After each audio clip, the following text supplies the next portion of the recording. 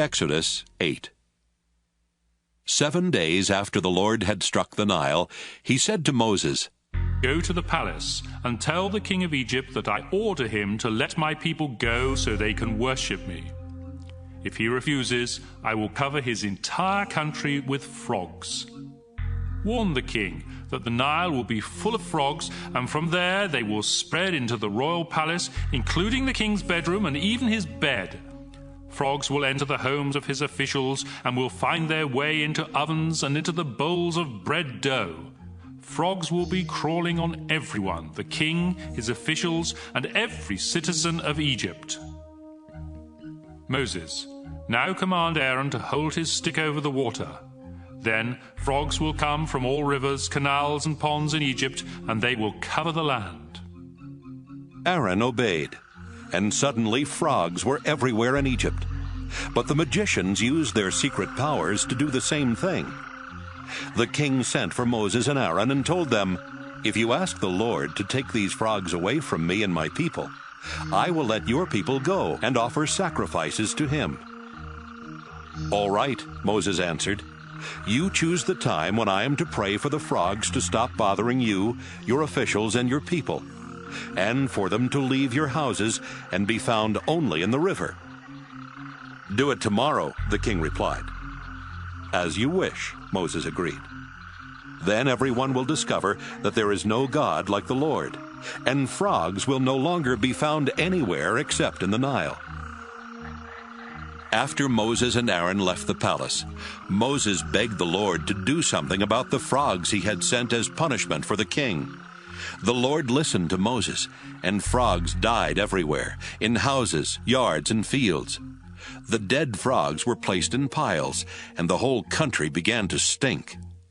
But when the king saw that things were now better, he again did just as the Lord had said, and stubbornly refused to listen to Moses and Aaron. The Lord said to Moses, "Command Aaron to strike the ground with his walking stick, and everywhere in Egypt the dust will turn into gnats." They obeyed, and when Aaron struck the ground with the stick, gnats started swarming on people and animals. In fact, every speck of dust in Egypt turned into a gnat. When the magicians tried to use their secret powers to do this, they failed, and gnats stayed on people and animals.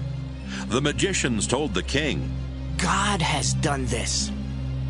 But as the Lord had said, the king was too stubborn to listen. The Lord said to Moses, "Early tomorrow morning, while the king is on his way to the river, go and say to him, 'The Lord commands you to let his people go so they can worship him. If you don't, he will send swarms of flies to attack you, your officials, and every citizen of your country. Houses will be full of flies, and the ground will crawl with them. The Lord's people in Goshen won't be bothered by flies, but your people in the rest of the country will be tormented by them. That's how you will know that the Lord is here in Egypt. This miracle will happen tomorrow." The Lord kept his promise. The palace and the homes of the royal officials swarmed with flies, and the rest of the country was infested with them as well. Then the king sent for Moses and Aaron and told them, "Go sacrifice to your God, but stay here in Egypt." "That's impossible," Moses replied. "Any sacrifices we offer to the Lord our God would disgust the Egyptians, and they would stone us to death. No, indeed, the Lord has ordered us to walk 3 days into the desert before offering sacrifices to him, and that's what we have to do." Then the king told him, "I'll let you go into the desert to offer sacrifices if you don't go very far. But in the meantime, pray for me." "Your Majesty," Moses replied, "I'll pray for you as soon as I leave. And by tomorrow the flies will stop bothering you, your officials, and the citizens of your country. Only make sure that you're telling the truth this time, and that you really intend to let our people offer sacrifices to the Lord." After leaving the palace, Moses prayed, and the Lord answered his prayer. Not a fly was left to pester the king, his officials, or anyone else in Egypt. But the king turned stubborn again and would not let the people go.